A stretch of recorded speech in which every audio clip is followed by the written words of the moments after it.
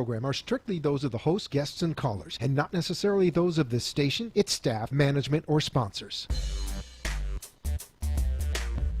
Amp2.tv presents Tell Us Your Business, where you're invited on the air to tell us what makes your business stand out in the community.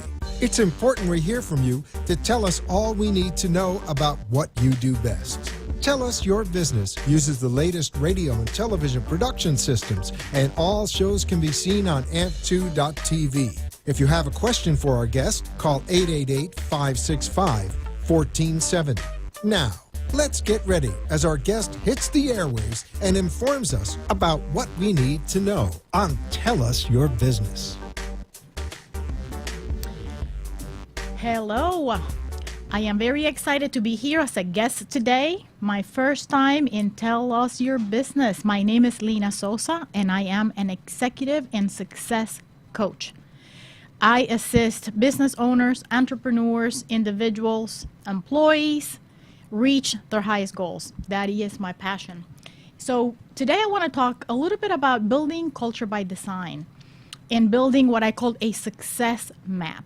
But before I get into that, I figured I should share a little bit about me, who I am, and how I grew up to be an executive business coach. So I'm originally from the Dominican Republic, and I arrived to Florida back in 1990. I was 19 years old, and I came with my parents and siblings looking for, quote unquote, the American dream. The situation in my country was economically very difficult at the time, and we would spend 2-3 weeks barely with any electricity. There were water problems, and the grocery stores at the time, imports were not allowed. So it was tough times. And my dad decided, let's just apply for the green card, and lo and behold, we got it. Now, I always note that my mother and I did not want to come. It was a really hard transition because in life we get used to wanting, everything, and we were happy. We had a lot of family there, had, the Latin flow going.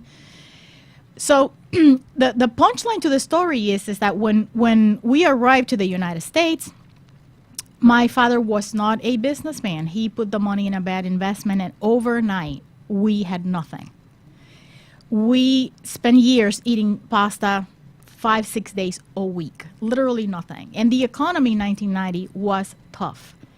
The interest rates on a house were 14-15%. Interest rates on credit cards were 28%. It was insane. I'm the oldest of 4, and what happened was both my parents went into a major depression. There was a point that I thought my dad could be suicidal. Luckily, none of that ever materialized, but it was tough times. And I was lucky enough that neighbor across the street, her name was Rosa Hakala, she had a job that was a part-time job for a little project. And she said, Lina, I'll teach you to do it. So she hired me for that one little project, which I was obviously very grateful. Well, I had never seen a computer, and the first day I ended up by mistake deleting in Lotus Notes what she had me do.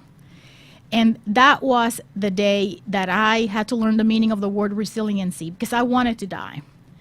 And then somebody else asked me, Lina, please make these copies. I had never seen a copier machine. I had, again, never worked. So I would walk to the other side of the building, try to find a smiley face, and ask that person to help me, would you please teach me how to make a copy? And that's how my career in corporate started. Because luckily for me, one project after the other, I was there 2 years on a part-time basis, making okay money until a full-time job opened up. And Rosa was a great mentor to me. I remember she would always tell me that the cemetery is full of indispensable people. And that is a message that to this day I remember. And I tell my employees in corporate and people that, my clients now, as a way of, let's remember that so we don't get comfortable. We need to do our best every day. So I spent the following 10 years in maritime transportation, loved that career. 10 years into it, I was ready for a change. And technology was booming in the year 2000. And I had the opportunity to move into the tech world. Timing was such though that, and I got this amazing job with a laptop. I could work part-time from home, which back in 1999, that was a big thing.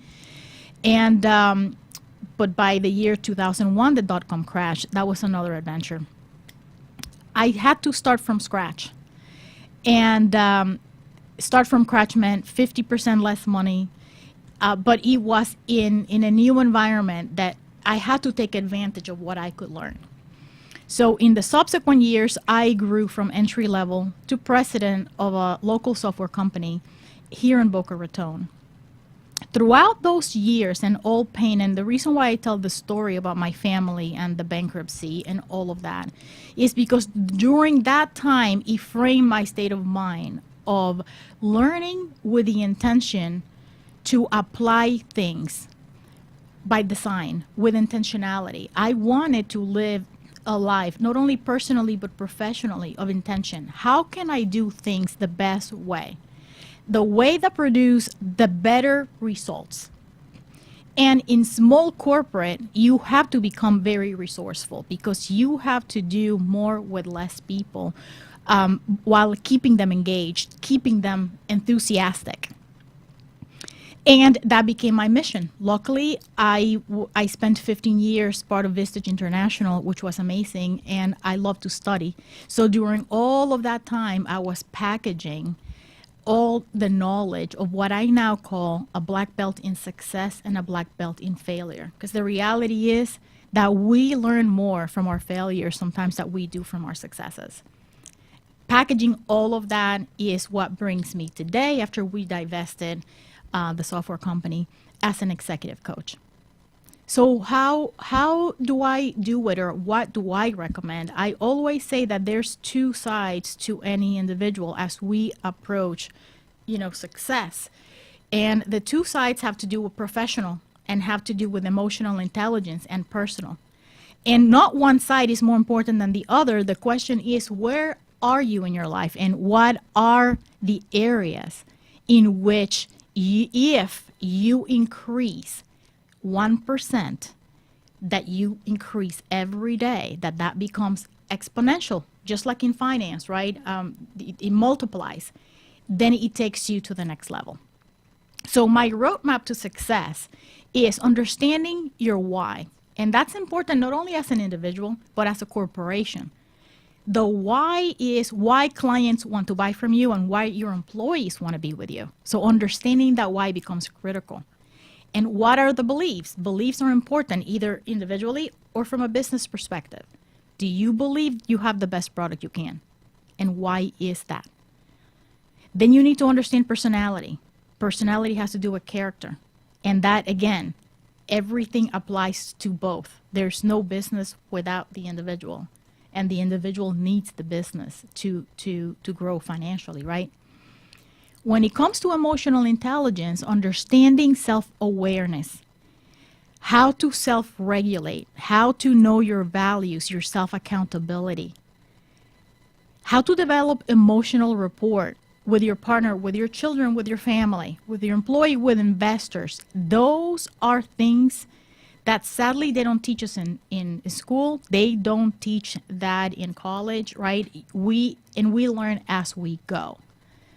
Some of the hard skills have to do with having a in writing success map deeper than what I am talking about today. I call it an execution roadmap. That execution roadmap calls out your corporate values, your 1-year goals, your 3-year goals. What makes you special? What's your elevator pitch? Understanding all of those things from a hard skill set, right, brings your company to the next level. Understanding goals and making sure that your goals are smart, specific, measurable, time-bound, right? And then developing KPIs that are leading or lagging, in which you measure your success. It's absolutely key to your ability to be successful.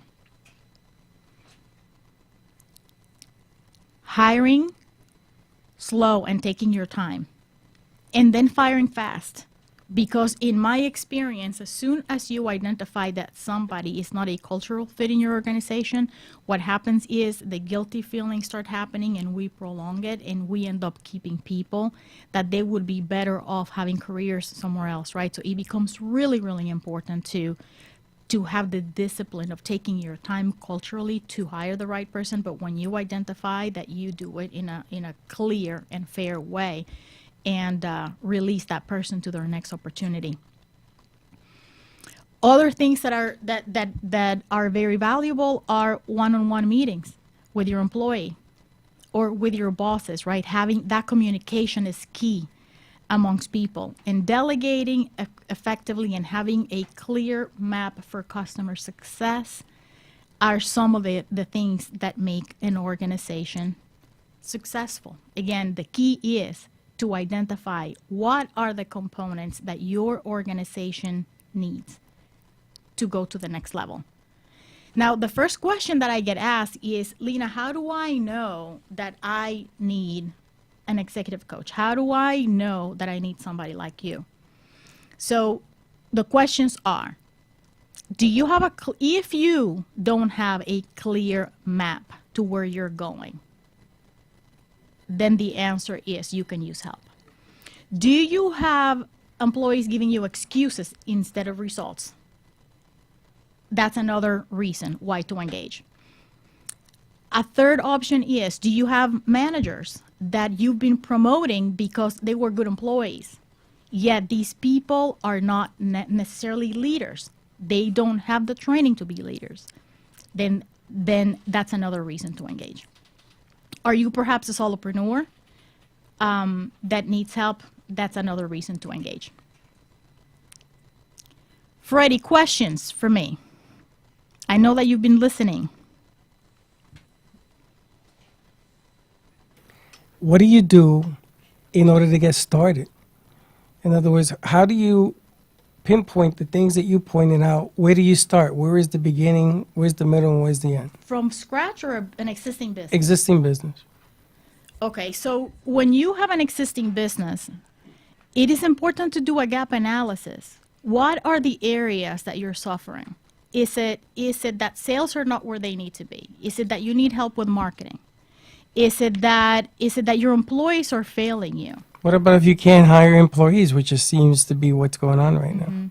That actually, I have a lot of clients dealing with that, and they're having to do a lot more themselves or with the employees they have, and keeping them motivated is really key.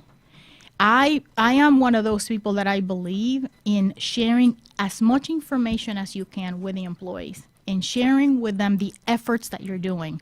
You guys, and asking them for feedback. In a lot of cases, the employees know more what to do than the boss.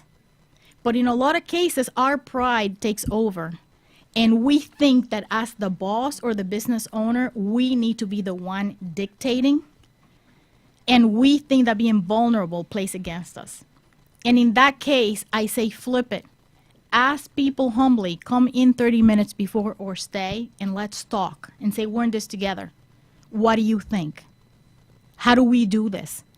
Because we want to save the company. And at the end, and sell the idea, which is not selling it, it is the truth, right? Through them, through their additional commitment, it is how you get their engagement and you get them to produce even more.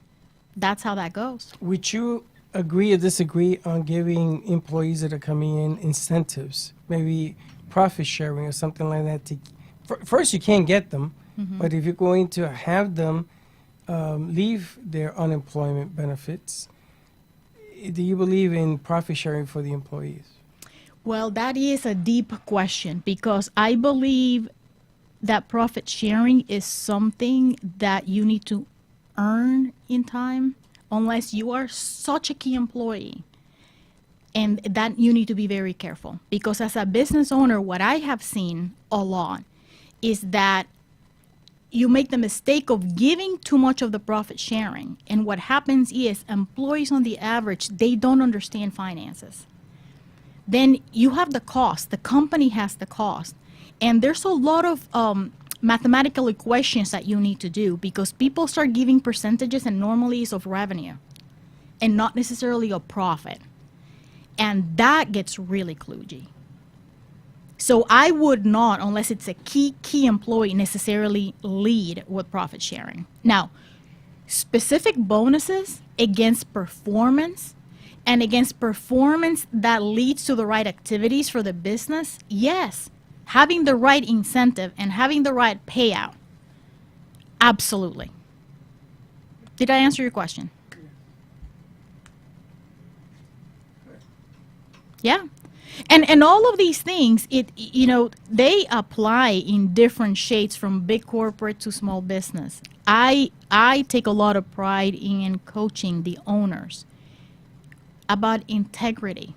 Obviously, you don't have to disclose everything confidential, but lead with integrity. Treat your employees, pay them fairly. Because when you look at people in the eye and they know that you're speaking the truth, they help you. They want to be with you. And you cannot control what's happening in the market right now, that it's hard to hire, but at least you can control that your employees feel safe, that they feel valued. And not necessarily that you hire somebody else, because sometimes what happens is you're desperate. You hire somebody else and pay them even more than your own employees. Because I've seen it. Years, employees that are loyal 10 years, but because they were hired 10 years ago, they only get the 3% increase, right? We have to be careful with that because people talk. So you're telling me that it's better to go with the CEO and guide him than to talk to each individual employees and try to get their feelings to the mix? That's a great question. And my approach is both. I start by talking to the CEO so I can understand culturally what does he or she have in mind. And the secret sauce is actually bridging the gap in the communication between the CEO and the employees. My best clients, I do a hybrid. I speak a little with the CEO to understand, and then I spend the bulk of the time with their leaders, understanding, and that is how I get the information. That's how I get the disconnect between the two of them. Because what happens is the CEO on the top, he has purview to some things, but not others. And the same thing, the employees on the field or close to what's happening, they have other visibility that the CEO does not have. So I like working with both. Yeah, because I would think that the managers and CEOs, if they're having a problem with the workers, it's really simply not listening to what the workers are going through, not understanding the pressures of what they're going through. So, and again, going back to the original question, a lot of people have been out of work, and businesses that have been staying open barely because the owners are doing all the work, and they need help for growth. And again, where is the incentive to get people to come and work? There has to be more than just talk to them. There's got to be something else for them to want to come to work. Business owners need to get used to nowadays, and this is even before COVID. Now it's even more so. You have to sell more than just a job. You have to understand the why of your company. What's the passion behind it? Where are you taking the company? What are some of the other benefits? Are you in an environment where the employee can have some flexibility? You need to paint the picture of the opportunity above and beyond the money and the salary.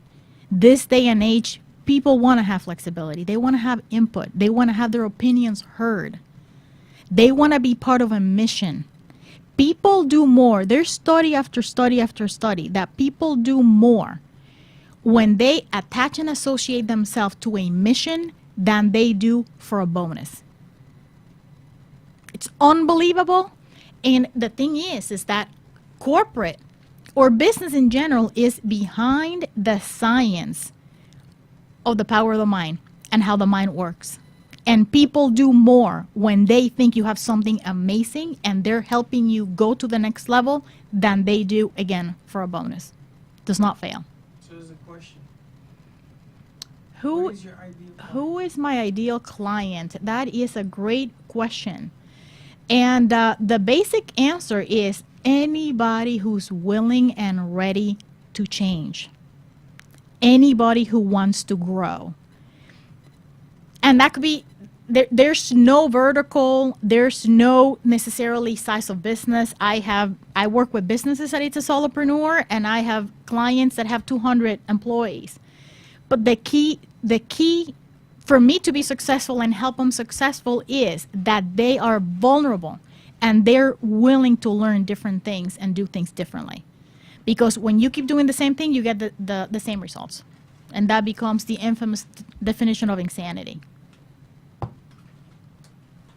Any other questions? So far, no. Okay, so the ideal client is the one that's going to be coming forward, not the one that you're going to discover once you've met them. In other words, if somebody has bad habits and you meet them, is the coaching going to be to get those bad habits removed so then you can work for the company, or are you going to work with what he gives you? That is such a great question. So the reality is the person needs to be willing. It doesn't matter that they have bad habits. The question is, are they willing to examine the behavior, understand the why, and try something different? And some people do, and some people don't. And you know how I know? Has to do with attitude, not ability. I usually can predict that within 98%, if not higher, of certainty when I meet somebody. It is. If they're of the mindset, it's my way or the highway, chances are that person is not going to change. And I can't tell you how often those people have been in the company 3, 4, 5 years, but they become a cancer. The CEO is going one way, and that person is valuable, but that person is the other way. They have their own agenda, and when that happens, it does not matter bonuses for that person. It doesn't matter how many coaches they have. It's a matter of time. And then the question is the CEO ready to pull the trigger? Or is the person ready to go? Which is why I much rather, in a lot of cases, they bring me to make that determination, right? And can I do it? Absolutely. Do I do it? Yes. Are those my favorite clients? Not necessarily. I'd rather build. My ideal would be to work with people that want to put in the work and see the results. So for you guys listening, you can find me in www.linasosa.com, or you can contact me at 954-632-6808. Again, www.linasosa.com. Very happy to join this space here for the first time today. And you can follow me and find me on Facebook, Instagram, and all of the other social media experiences. There's a real quick question here, Sure. Lina, saying that during the pandemic, a lot of business owners changed their approach to business, where they went into survival mode. Mm-hmm. And the outcome now is become detrimental in a lot of different ways because they don't know what's right and what's wrong anymore. Do you work with companies like that? Absolutely. There's a lot. The pandemic brought a lot of uncertainty for everybody across the board. And now we are almost in the twilight zone. Are we in the pandemic? Are we in the endemic? Are we in the post-pandemic? Things are starting to move. Yes, maybe. People are not sure. This is the time to engage and look for professionals and look for ideas and align with also other organizations. Call me for ideas with that, because we become the average of the 5 people that we spend the most time together. So it's really important to brainstorm so we can get to the next level. It is tough times, but we're getting out of it, and I am very optimistic that the second half of this year is going to be even better. Again, Lina Sosa, happy to be here. You can find me at www.linasosa.com. Thank you. This has been Tell Us Your Business, where a special guest comes on every week and tells us what they do.